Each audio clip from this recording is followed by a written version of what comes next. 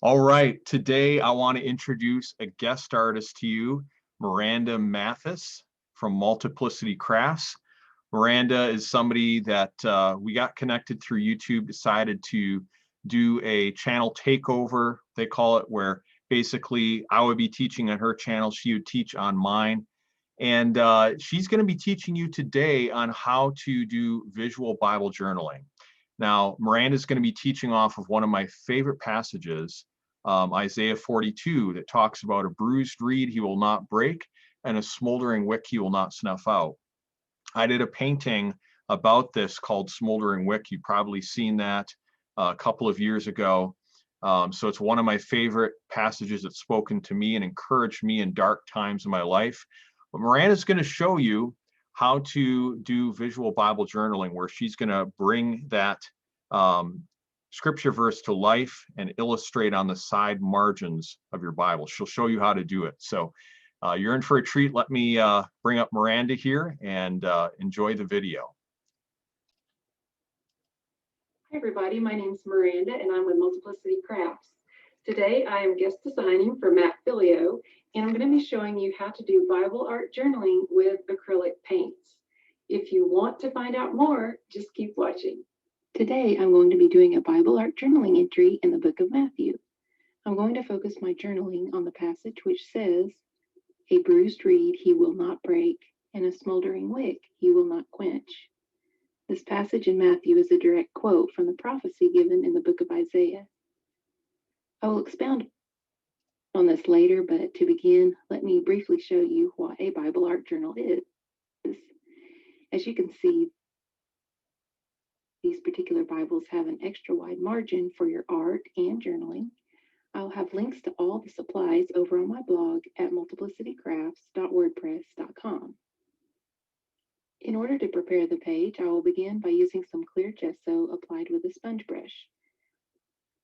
When applying it, try to use long strokes in the same direction and as few passes as possible so the page doesn't become too fragile and saturated. Paper behind the page so the gesso doesn't stick to the pages, and also so it doesn't stick the pages together. I also use a clear plastic mat to give me a sturdy surface to work on. Now I'll show you all of the other supplies that I'm going to be using for this project. So I'm going to be using these clickable letter stamps from Pink and Main, and this is going to help me with my text for my journaling. They're great because you can make them spell any word that you need, so that makes them very versatile. And I'll also be using this stamp set with calligraphy letters, as well as the stamp set with the candle floral image. I'm using this Posca paint pen to add a few details. And this pen is great because it's actually paint, but it comes in the form of a pen. So that's nice because you get the pointed nib for extra control. This next item is actually an acrylic paint spray that I made, and I have a playlist on my YouTube channel for DIY supplies and organization. Under that playlist, you'll see how to make this spray. Also, you might need a water spritzer, as well as a clear acrylic block. And this acrylic block will be used not only for stamping, but it will also double as a little mini paint palette for us. I'm using this water brush, but without the water. You can use any small paintbrush that you have on hand, but this one just seems to do the trick for me, so I'm going to be using this one today. And the ink I'm using is a waterproof ink that won't smear when it gets wet. Now you can see I have this ink pad affixed to my ink navigator tool, and this is just to make it easier for me to handle. The paint I'm using are these beautiful Opal Magic acrylic paints. And so we'll only need 3 colors for this project because we can mix the colors to create even more colors. And these paints have a beautiful sheen to them, as you can see, and they are just gorgeous. I'm also using these fine detail scissors since we'll be doing a little bit of cutting. And don't worry, we're not cutting the Bible pages, we're just cutting out a mast for our project. And finally, these Gina K Designs masking magic sheets. And these are ideal because they're low tack and they won't rip your page. Using a sheet of the masking magic, I'll stamp the candle image on the white side and just peel the stamp away from the acetate, affix it to the acrylic block, and ink and stamp. Now, as I'm doing this, I also wanted to say that you don't have to use stamped images in your Bible art journaling. There have been many times I've just did a freehand sketch and painted it without using any stamps at all. And I'll show you an example of one that I did not long ago. And as you can see, you can make beautiful entries in your Bible, and you only need just paint and a paintbrush, so you really don't need all these tools. After you've stamped your image onto the masking paper, all you'll need to do is fussy cut the image out. It doesn't have to be perfect, and as you'll see, I'm not cutting all of it perfectly, and I'm not cutting the little tiny wispy branches or even cutting perfectly along the edges. I'm just cutting something to mask off the main portion of the image. And as I'm cutting, you'll notice that I'm kind of rotating the paper as I cut rather than my scissors. That just makes it easier to cut around the curves and gives you a nice smooth cut. Since you get the idea, I will go ahead and speed this process up so you don't have to watch me cut out this entire mask. Now that the mask is cut out, all that's left to do is remove the backer paper. Now that's easier said than done, but if you persist, eventually you will be able to get it separated. And once you pull off that backer paper, you'll notice that the mask is very, very low tack, so you don't have to worry about it ripping your delicate page when you pull it away. And we'll set that aside for a moment while we stamp the exact image into the Bible art journal itself. Now, before I stamp this down, you'll notice I'm adding a generous amount of ink just to make sure that I cover every line in the stamp. Again, this ink is waterproof, so there's no concern of it smearing when the paint is added on top. And once the ink is applied, I'm going to press firmly and apply even pressure to the stamp, and then hold down the page and pull up straight with your stamp so you'll get a nice crisp image and it won't smear. Also remember that I have a clear plastic mat behind this page, so there's a sturdy surface for me to stamp on. Now it's time to place the mask. Put it over your stamped image as straight as you can and then press it into place. We're going to be using the acrylic paint spray for the background, so I wanted to mask off the candle floral image, which we will be painting later. When you're spraying, be sure to hold the spray bottle up a ways from the page and spritz it maybe 3 or 4 times just to cover the background. And after I spray that, I always like to move my paper underneath there so it doesn't stick to my Bible page. Then I'm going to get a tissue or a paper towel to dry up the excess spray. Now this spray is alcohol based, so it will dry really quickly for you, but it can also pool up a little bit, so using this tissue will help even everything out. And then at this point, it's safe to go ahead and pull away the masking paper.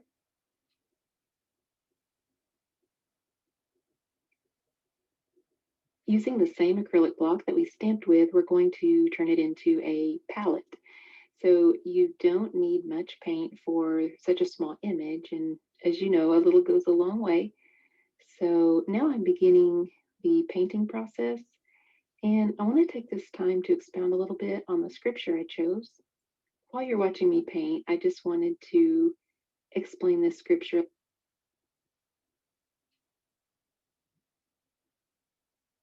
a little bit more.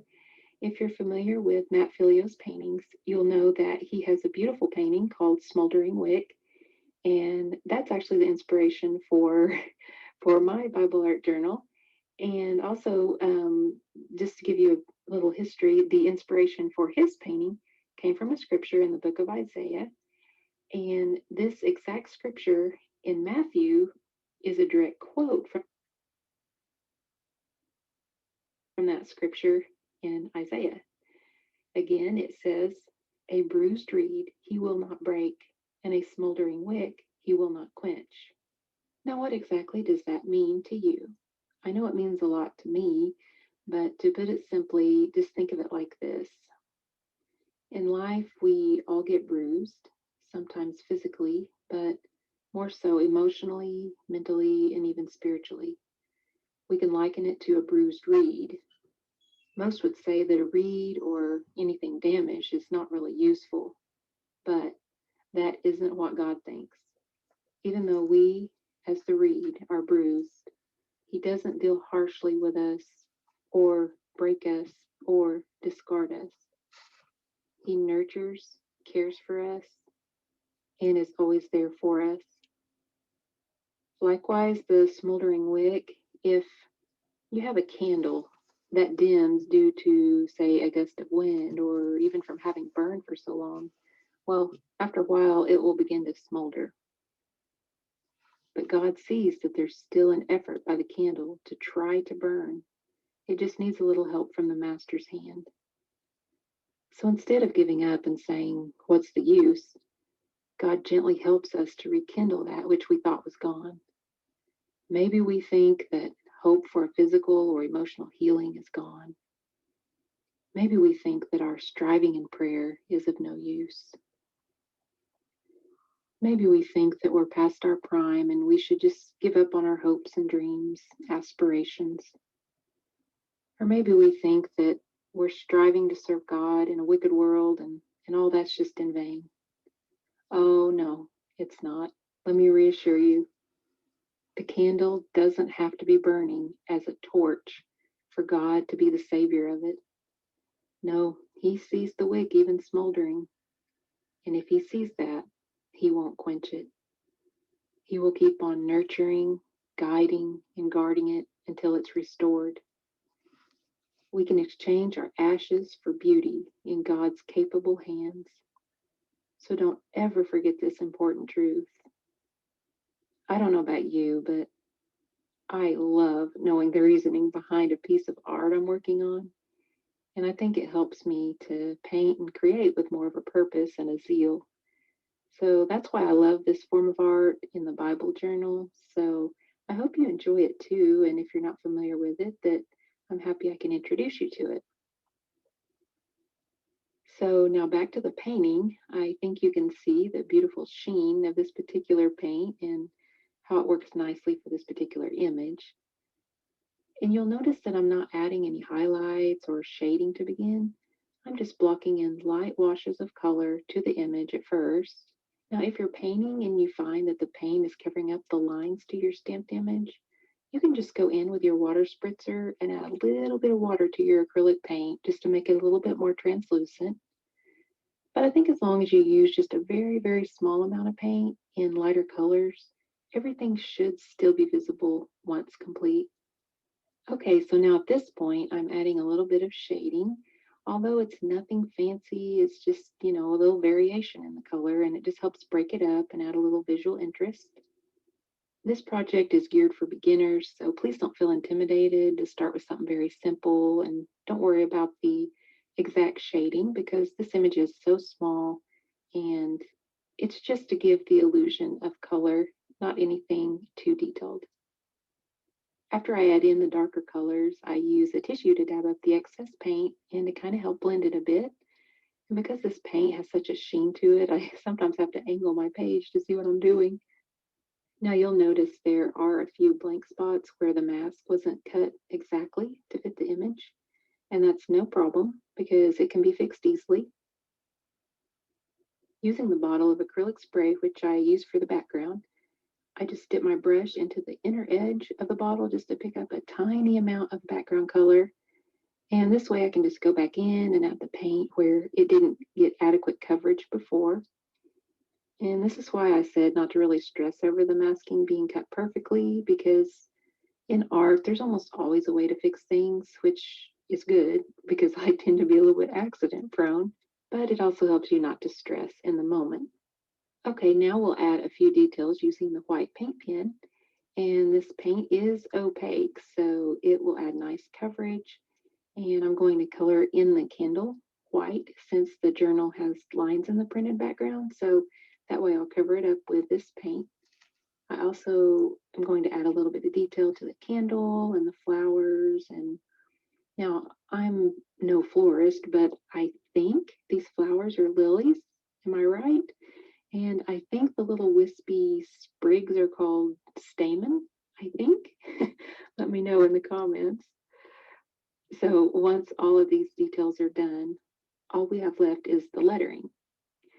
I'm going to use stamps for most of the lettering, but some of it will have to be handwritten since I'm a little bit short on space to stamp everything out. I'll be using a micron pen in black for my lettering, and these pens are the best I've found for the Bible art journaling pages because they don't tend to bleed through the page as much as other pens. Now you'll still get some shadowing, but not actual ink bleeding through. And I'll show you the back of this page in a moment so you can see that for yourself. But also the gesso does help with this issue where the colors, inks, and paints won't be as obvious on the back of the page. And that's actually good because you'll likely want to do a journaling entry on that page as well, the one behind this one. So that way your page is preserved. Now, as you can see, my calligraphy is still a work in progress, let's just say, but you don't have to letter in cursive or even calligraphy. You can just do a block letter print. That works well also.